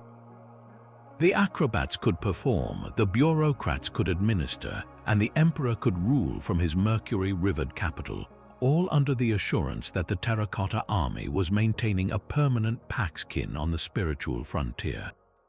They provided the security necessary for this complex society to function without fear, allowing the civilian and courtly aspects of the empire to flourish for eternity, mirroring the delicate balance between military power and civil administration that the emperor had established in his earthly realm. Therefore, the ultimate purpose of the entire necropolis comes into sharp, stunning focus. Qin Shi Huang was not merely building a tomb or mustering a ghostly battalion. He was attempting the ultimate alchemy, the transformation of death from an end into a continuation. He was building a bridge between worlds, and he was crossing it with his entire government, his entire military, his entire entertainment corps, and even the landscapes of his favorite parks. Every single figure, from the lowest infantryman to the highest bureaucrat, from the strongest acrobat to the most graceful bronze crane, was a single thread in the tapestry of this new reality. The Terracotta Army, in all its majestic, silent power, was the shield and the sword for this grand experiment, the critical component that made the entire audacious vision possible. It guaranteed that the emperor's second reign in the world of the dead would be just as ordered, just as vibrant, and just as absolute as his first, ensuring that the empire he forged would truly live on, not just in memory, but in what he believed would be a functioning, eternal duplicate. Moving beyond the grand theories and historical accounts, the silent terracotta figures themselves have begun to speak, their stories unlocked not by deciphering ancient texts, but through the precise, unblinking lens of modern science. While we can stand in awe of the army's scale, it is in the laboratory where we find the most compelling, tangible evidence for its intended purpose. Every sword, every arrowhead, every particle of soil clinging to a soldier's boot has become a data point, and collectively, they paint a picture of a project engineered not for temporary display but for permanent, functional duty. The scientific analysis confirms a startling reality. This was not a symbolic tribute meant to slowly crumble into dust. It was a practical, operational asset, built to last forever and equipped for a mission without end. One of the most stunning revelations came from a meticulous study of the thousands of bronze weapons found scattered throughout the pits. When archaeologists first recovered these swords, spears, and dagger axes, they were astonished to find that many of them, despite being buried for over 2 millennia, were still sharp, gleaming, and entirely free of the heavy corrosion you would expect from ancient bronze. The secret was uncovered through metallurgical analysis. The surfaces of these weapons were treated with a thin layer of chromium dioxide, a sophisticated anti-corrosion technique. This was not a decorative finish, it was a purposeful, advanced preservation method. The implication is staggering. The Qin artisans went to the immense trouble of manufacturing tens of thousands of real, lethal weapons, and then applied a state-of-the-art protective coating specifically to prevent them from rusting in the damp, enclosed environment of the pits. They weren't just making props, they were ensuring this arsenal would remain battle-ready for eternity. This single scientific finding powerfully reinforces the idea that the emperor and his planners fully expected these weapons to be used, that they foresaw a tangible, ongoing conflict in the afterlife where a rusty sword would be useless, but a sharp, chromium-plated blade could strike a decisive blow. Further clues have emerged from an entirely different scientific discipline, palynology, the study of ancient pollen. By taking core samples from the soil in and around the burial pits, scientists can analyze the microscopic pollen grains preserved in the earth, creating a snapshot of the environment at the time the army was interred.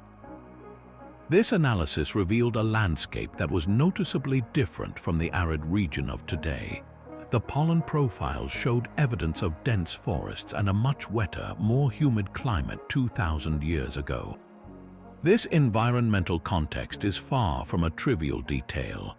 It tells us about the immense logistical challenge the builders faced. Transporting colossal amounts of clay, wood, and bronze through a rugged, forested terrain required an unimaginable feat of organization. More importantly, it underscores the long-term planning behind the project. They built these underground chambers knowing they would be subject to moisture and humidity, which is precisely why the chromium plating on the weapons was so essential. The scientific data from the very Earth itself confirms that the builders were thinking about perpetual function, actively engineering solutions to combat the environmental threats of decay, all to maintain the army's operational integrity in a world they believed was just as real as our own. Even the clay soldiers have been subjected to the scrutiny of advanced imaging technology. CT scans of some of the figures have revealed the intricate internal structure of the sculptures, showing how the artisans used coiling techniques to build the hollow torsos and then carefully attached the solidly constructed limbs and heads. This manufacturing method was not just about artistic expression, it was a practical solution to a massive engineering problem. Building thousands of life-sized, freestanding clay figures that would not collapse under their own weight required a deep understanding of structural integrity and kiln dynamics. The consistent quality and durability of the figures, with their remarkably uniform firing, points to a highly controlled, industrial-level production process. This wasn't a haphazard artistic endeavor, it was a systematic manufacturing operation aimed at creating a product that was built to last. The scientific analysis of the clay itself, its composition and firing temperature, reveals a single-minded focus on permanence. Every aspect of the army, from the molecular structure of its weapons to the very earth it was made from, was optimized for one goal: to defy time, to stand unwavering through the centuries, forever prepared for the emperor's call to arms in his eternal domain. This silent legion of clay, unearthed by a farmer's shovel, did far more than simply solve an ancient mystery. It fundamentally rewrote our modern understanding of China's first empire.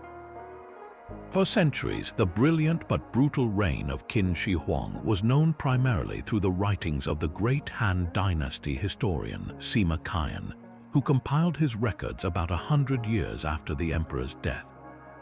While captivating, these accounts were often viewed with a degree of skepticism. their descriptions of the emperor's megalomania and his fantastical tomb seeming almost too dramatic to be entirely true. The discovery of the Terracotta Army changed everything in an instant. It provided the stunning, tangible proof that Sima Qian's narratives, however incredible, were rooted in fact. The sheer scale of the find, the life-sized soldiers, and the organization of the pits validated the historian's core claims about the emperor's obsession with the afterlife, transforming him from a semi-legendary figure into a fully historical one whose ambitions were even more profound than we had imagined. Beyond confirming the historical record, the army opened an unprecedented window into the practical, day-to-day reality of the Qin dynasty, offering a level of detail that no written text could ever convey. This is most evident in the realm of military science. Before this discovery, we knew the Qin army was effective, but we didn't fully understand the technological and organizational sophistication that made it so invincible. The terracotta soldiers are a frozen library of military information. The precise formations in the pits mirror the tactical doctrines described in ancient texts, showing us exactly how a Qin army would deploy its archers as a vanguard, use its chariots for shock assaults, and position its command headquarters. The weapons themselves are a revelation. The chromium plating on the bronze swords demonstrates a knowledge of metallurgy and preservation that was centuries ahead of its time. The standard yet specialized nature of the equipment, from the long lances of the infantry to the specific crossbow triggers of the archers, reveals a military supplied by a centralized, state-run industrial complex, a hallmark of the Qin legalist state that prioritized efficiency and standardization above all else. The artistic legacy of the army is equally transformative, shattering old assumptions about the culture of the Qin dynasty. Previous historical portrayals, often written by the succeeding Han dynasty who had a vested interest in vilifying their predecessors, painted the Qin as uncultured barbarians concerned only with war and administration. The Terracotta Army completely overturns this biased narrative. The breathtaking individuality of each soldier's face, the meticulous rendering of armor plates and hairstyles, and the dynamic poses of the acrobats and bureaucrats found in nearby pits reveal a civilization with an extraordinary artistic sensibility and a deep appreciation for realism and human expression. This was not the art of a crude, militaristic society. It was the product of a sophisticated culture that valued both colossal grandeur and intimate personal detail. The army stands as a testament to the thousands of unnamed artisans whose genius was commandeered by the state, proving that the Qin era was one of staggering artistic achievement, even if that achievement was ultimately in the service of a single man's quest for immortality. Perhaps the most profound impact of the discovery lies in how it has enriched our comprehension of ancient Chinese spiritual life. While we knew from texts that the Chinese believed in an afterlife, the Terracotta Army provides a breathtakingly concrete model of what that belief actually looked like in practice for someone with ultimate power. It shows us that the afterlife was not a vague, ethereal paradise, but a direct continuation of the earthly realm, requiring the same institutions, the same hierarchy, and the same military might. The army's presence confirms that death was seen as a transition to another state of existence that needed to be actively managed and secured. This physical manifestation of belief allows us to connect on a human level with the fears and aspirations of people who lived over 2 millennia ago. We can understand their desire for order, their fear of chaos, and their profound hope that the structures of this life could be maintained in the next. It gives us a direct insight into the cosmic worldview of the first emperor, a man who sought to conquer death not with prayer, but with a perfectly organized clay and bronze duplicate of his own power. For all the questions it has answered, the enduring mystery of its primary purpose is in itself a vital part of its legacy. The fact that we can still passionately debate whether it was a spiritual god, a magical effigy, a political statement, or a tool for cosmic conquest is what keeps the Terracotta Army alive in our global imagination. It refuses to be pigeonholed, inviting every new generation of historians, archaeologists, and visitors to bring their own perspectives and questions to the silent ranks. This ongoing dialogue ensures that the site is not a static relic, but a living, breathing part of our cultural conversation about power, mortality, and legacy. It challenges us to think critically about the nature of authority and the incredible lengths to which humans will go to be remembered. The soldiers' silence is their most powerful feature, allowing their story to be continually retold and reinterpreted, making the site eternally relevant.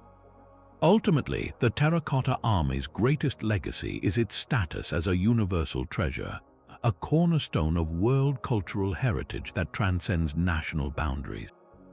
Designated a UNESCO World Heritage Site in 1987, it belongs not just to China but to all of humanity. It stands as a peer to the Great Pyramid of Giza and the Tomb of Tutankhamun, a monument that speaks to a shared human history of ambition, artistry, and the confrontation with mortality. For the millions who visit each year, it is more than an archaeological site. It is a place of profound encounter. To walk alongside those thousands of unique faces is to feel a direct, humbling connection to the ancient past, to the individuals who made them, and to the emperor who commanded them. It is a powerful reminder of what humanity is capable of, for both good and ill, showcasing our capacity for breathtaking creativity, relentless organization, and an ambition so vast it sought to defy the universe itself. The Terracotta Army endures not only as a collection of soldiers, but as an eternal question and an everlasting achievement, a permanent garrison in the landscape of human history. And that, perhaps, is the most beautiful aspect of this entire discovery, the enduring, gentle nature of the mystery itself. In a world filled with puzzles that demand immediate solutions, the Terracotta Army offers something far more rare and precious. A question that doesn't need a definitive answer to be deeply satisfying. This isn't a crime scene where the lack of closure is frustrating. It's a historical conversation that invites participation. The ambiguity is not a flaw in the narrative, but the very feature that makes it so profoundly soothing. It allows the site to be a living entity, a place where history is not a closed book but an open dialogue between the past and the present, where each new generation is welcome to sit with the question and find its own meaning in the silence.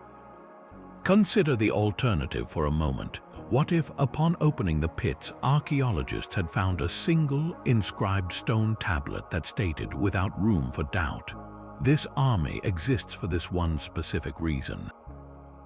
The discovery would have been monumental, yes, but the long-term conversation would have effectively ended. The mystery would be solved, the case closed. Instead, the absence of that definitive proclamation is a gift. It transforms the army from a static artifact into a dynamic intellectual and emotional landscape. It allows for wonder, for the slow, contemplative unfurling of possibilities. We are not forced to accept a single, official story. We are invited to explore a spectrum of interpretations, to weigh the evidence of the military formations against the poetry of the astrological theories, and to find resonance in the idea that speaks most personally to us. This ongoing process of discovery is inherently peaceful. It's an exploration without a deadline, a puzzle we are allowed to simply enjoy without the pressure of solving it. This openness actively encourages a deeply personal connection. Because there is no single, authoritative answer, we are free to project our own experiences, our own fears, and our own hopes onto these ancient figures. A military historian looks at the pits and sees tactical brilliance. A spiritual person might see a profound act of faith and a blueprint for the soul's journey. An artist sees the breathtaking humanism in every unique face. A philosopher contemplates the struggle against mortality. The Terracotta Army becomes a mirror, reflecting back not only the ambitions of an ancient emperor, but also the preoccupations of the modern viewer. It asks us not just what did they believe, but also, what do you believe about life, death, and what lies beyond? This personal engagement is what transforms a historical site into a place of genuine contemplation and inner peace. At its core, this soothing quality stems from the mystery's universality. The questions the army poses are the great, unanswerable questions that have captivated humanity since the dawn of consciousness. What happens when we die? How do we ensure we are remembered? Can our creations outlast our fragile physical forms? Qin Shi Huang's attempt to answer these questions was on a scale few could ever imagine, but the impulse behind it is something we all share. We see our own desire to leave a mark, to create something meaningful, to connect with future generations, reflected in his colossal project. The army, in its silent endurance, validates that very human yearning. It tells us that the drive to transcend our mortal limits, to build a legacy that whispers our name to the winds of time, is a noble, if profoundly challenging, pursuit. Its continued existence is a comfort. It is proof that such efforts in their own way can indeed achieve a kind of immortality. So the mystery endures not as a taunt but as a gentle, perpetual invitation. It is a gift that keeps on giving, promising that there are always new layers to uncover, new perspectives to consider, and new connections to be made. With the main tomb still sealed, the final chapter of this story remains wisely unwritten, preserving the sense of wonder for the future. The Terracotta Army doesn't need to reveal its ultimate secret to fulfill its purpose. Its purpose is the secret, a peaceful enigma that encourages us to marvel, to question, and to feel a humble, awe-struck connection to the vast, intricate tapestry of human history and the timeless dreams we all weave into it. Imagine the initial moment of discovery, not just of the warriors themselves, but of the immense conservation crisis that followed. For over 2,000 years, the Terracotta Army had rested in a state of perfect equilibrium, buried in the cool, dark, and consistently humid soil of Shaanxi. The moment archaeologists broke through into those underground chambers, that delicate balance was shattered. The greatest threat to the army's survival wasn't time or neglect, it was the very air we breathe. As soon as the figures were exposed, a heartbreaking transformation began. The soldiers were not originally the uniform gray clay we see today. They were painted in vibrant, lifelike colors: lavender, red, green, and black, using precious pigments bound with lacquer. Tragically, this lacquer layer, dried and fragile after millennia, began to curl and flake off within minutes of contact with the dry outside air, taking the brilliant paint with it. This wasn't a slow fading, it was an instant, irreversible loss. The initial challenge wasn't merely excavation. It was a desperate race against an invisible clock, a struggle to save the army's original polychromed skin from vanishing before their very eyes. This crisis forced a complete revolution in archaeological methodology at the site. Early excavation techniques, which had served well for pottery and bronzes, were suddenly obsolete. Archaeologists realized they were not just unearthing artifacts, they were performing emergency surgery on a priceless patient. The response was immediate and has become increasingly sophisticated over the decades. Today, excavations proceed with painstaking slowness and are conducted within massive, climate-controlled hangars that now cover the main pits. These structures allow scientists to control temperature and humidity, meticulously recreating the stable burial environment. The moment a fragment of a soldier or a fleck of paint is uncovered, it is treated not just as a historical object, but as a biological specimen in a sterile field. Conservators are on hand, ready to apply stabilizing chemicals and consolidants to the fragile pigments, essentially rehydrating the ancient lacquer and fusing it to the clay body beneath. This process, often using modern polymers, is a delicate act of historical rescue, a bid to lock in the last traces of the army's original, colorful soul for future generations to study and appreciate. Beyond saving the surface, conservators face the monumental task of literally piecing the army back together. The romantic image of soldiers standing perfectly intact is a myth. When the pits were first discovered, they presented a scene of colossal devastation. The wooden roof beams that had spanned the corridors had long since rotted and collapsed, crashing down upon the figures below. The result was a vast subterranean battlefield of shattered clay, with thousands of soldiers smashed into countless fragments. This is where the true, painstaking work of reconstruction begins, a jigsaw puzzle of epic proportions. Each fragment, from a tiny finger to a large section of torso, is carefully catalogued, cleaned, and studied. Conservators then begin the slow, methodical process of matching pieces, searching for telltale breaks, clay compositions, and the faint remnants of colored lines that once connected armor plates. Reassembling a single warrior can take a small team of experts many months, or even over a year. They are not using quick-drying modern glues. The process is one of careful support and structural integrity, ensuring that the restored figures are stable enough to stand once more, revealing their unique character and posture to the world. The conservation effort extends far beyond the soldiers themselves to encompass their entire material world. The bronze weapons, despite their advanced chromium plating, still require meticulous care to remove corrosive soils and stabilize microscopic cracks. The remnants of the wooden chariots, long since decayed into mere soil stains, are preserved through a process of casting. Archaeologists pour a fine plaster into these hollow impressions in the earth, effectively creating a perfect three-dimensional replica of the rotted wood, allowing us to understand the chariot's design and dimensions. Even the very earth of the pits is analyzed, with soil samples studied for pollen, seeds, and other environmental data that can tell us about the climate and landscape at the time of burial. This holistic approach treats the entire site as a single, integrated artifact, where every component, from the grandest general to the smallest seed, holds a piece of the story. It is a testament to modern archaeology's recognition that context is everything, and that preserving history means preserving the entire ecosystem in which that history unfolded. In this light, the purpose of the Terracotta Army has powerfully evolved.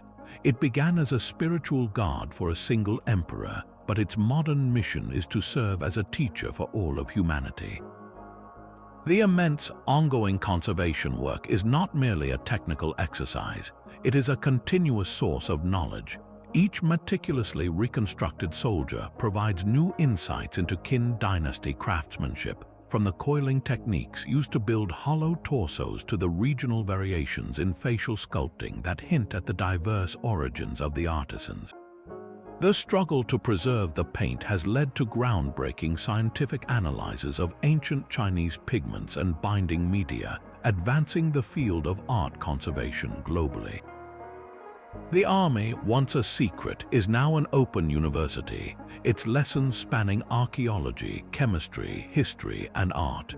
Its silent ranks now speak volumes about the ingenuity, organization, and artistic spirit of an ancient civilization, offering a tangible connection to the past that is far more profound than any written record alone could provide. This transformation into a global treasure was formally recognized when UNESCO designated the mausoleum of the first Qin emperor a World Heritage Site in 1987. This status affirmed that the Army's significance transcends national borders. It is part of the cultural heritage of all people. It sits alongside the pyramids of Giza and the Roman Colosseum as a monument to human ambition and achievement. This global stature comes with a shared responsibility. International teams of scientists now collaborate with Chinese experts, bringing cutting-edge technologies like three-dimensional scanning and digital modeling to aid in both reconstruction and virtual preservation. The ongoing archaeological work continues to surprise us. New pits are still being investigated, and the potential for future discoveries around the tomb mound itself remains high. The story is far from over. Each new finding, each successfully preserved flake of paint, adds another sentence to a narrative that we are all writing together. A narrative that ensures the silent army will continue to inspire awe and curiosity for countless generations to come. Long after the archaeologists' tools have fallen silent and the history books have been written, the Terracotta Army has embarked on a second global campaign, not of conquest but of capturing our collective imagination. Its journey from an archaeological pit in Shaanxi to the bright screens of Hollywood blockbusters and the pages of international bestsellers is a testament to its enduring, enigmatic power. In the realm of popular culture, the army is rarely presented as a simple historical artifact. It is a blank canvas upon which we project our most thrilling anxieties and wildest speculations. The foundational mystery of its purpose, so rich and unresolved, has become a creative engine, allowing the silent soldiers to be endlessly reimagined, transforming from clay effigies into supernatural guardians, cursed legionaries, and even visitors from another world, constantly adapting to reflect the unique fears and fascinations of our modern era. This cultural transformation is perhaps most visible in the world of cinema, where the army's potential for spectacle is fully unleashed. In movies like The Mummy, Tomb of the Dragon Emperor, the terracotta soldiers are not inanimate clay at all, but a magically cursed army, frozen in time until a spell is broken, allowing them to awaken and march once more. This portrayal taps directly into a deep-seated fear of the past returning to life, of ancient powers we barely understand erupting into the modern world. The visual of thousands of stone warriors shaking off centuries of dust to do battle is incredibly potent, turning the historical mystery into a supernatural threat.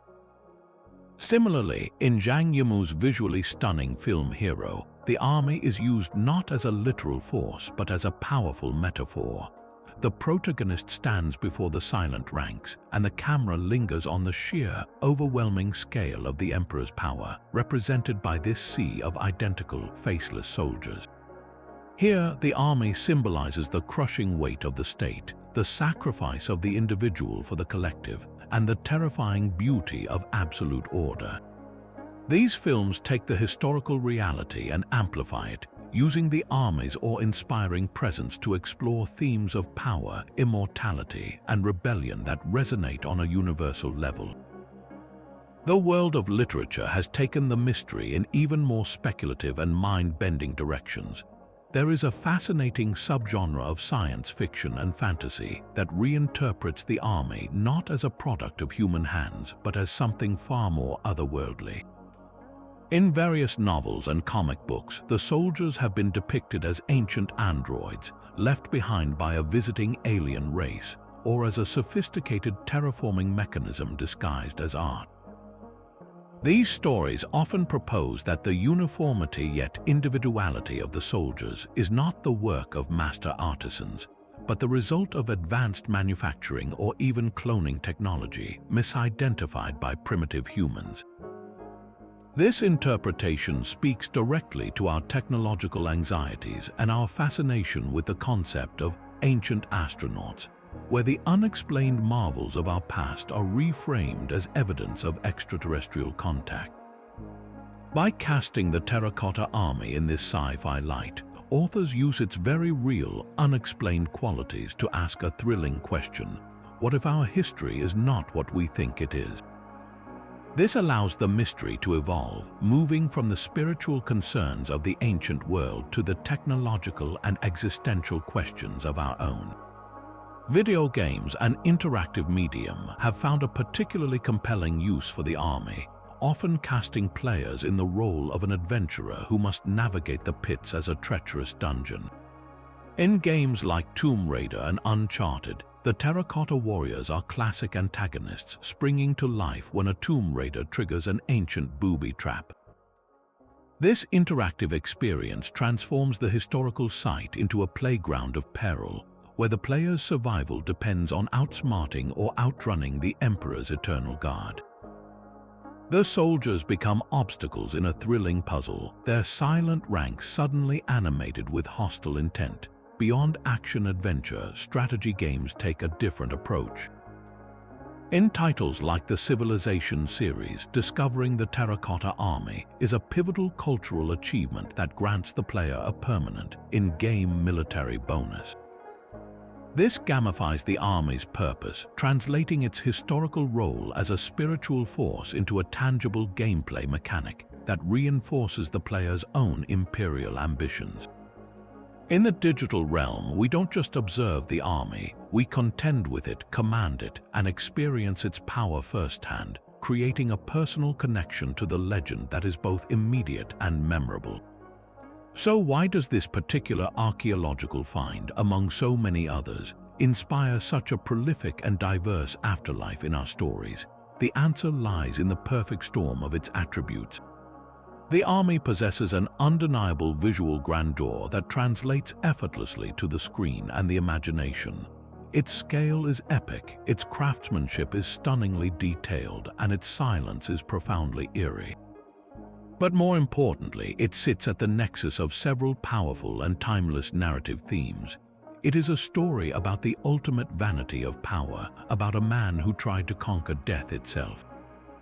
It is a mystery with a literal empty space at its center, the unopened tomb, that begs to be filled with our own explanations.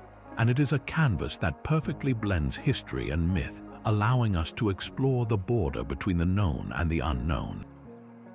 The soldiers' lack of a definitive, universally accepted purpose is their greatest asset. It creates a vacuum that our creativity rushes to fill, ensuring that the army is never a static relic, but a living, evolving legend. Ultimately, the journey of the Terracotta Army through popular culture is a beautiful echo of its original, intended function. Just as Qin Shi Huang likely believed the army would serve and protect his legacy for all eternity, its constant reinvention in our films, books, and games does precisely that. Each new portrayal, whether as a cursed legion or an alien artifact, introduces the wonder of this ancient marvel to a new audience, keeping the Emperor's name and his astonishing project alive in the global consciousness. The mystery is the engine of its immortality. By continually adapting, by reflecting our changing fears from supernatural curses to technological domination, the Terracotta Army remains forever relevant. It proves that the most powerful legacies are not those with all the answers, but those that inspire endless, wonderful questions, allowing a 2,000-year-old secret to live, breathe, and march on in the imagination of every new generation. When we step back to look at the entire grand design, attempting to crown just one of these theories as the single, absolute truth feels almost like a disservice to the ambition of the project itself. The overwhelming weight of the evidence suggests that the purpose of the Terracotta Army was not a simple either-or proposition. Instead, its true, breathtaking genius lies in its multifaceted nature, a deliberate and complex fusion of intentions designed to function on multiple planes of existence simultaneously. It was not merely a spiritual guard or a political statement or a magical effigy. It was all of these things at once, a single solution to a dozen different problems, both worldly and otherworldly. Qin Shi Huang was a man who thought in systems and absolutes, and his approach to his own eternity was no different.